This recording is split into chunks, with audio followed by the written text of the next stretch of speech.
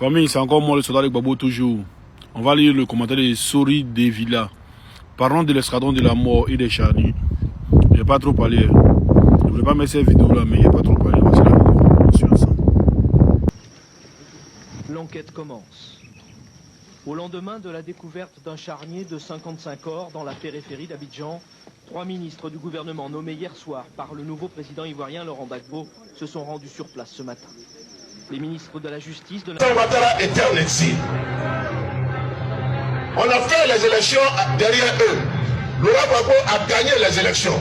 Il est donc devenu président de la Côte d'Ivoire en 2000, octobre 2000 précisément. Dans un contexte difficile, parce que les militaires ne voulaient pas reconnaître la victoire de Laurent Gbagbo, et nous avons été obligés de confirmer dans la rue la victoire que nous avons donnée à Laurent Gbagbo dans les urnes.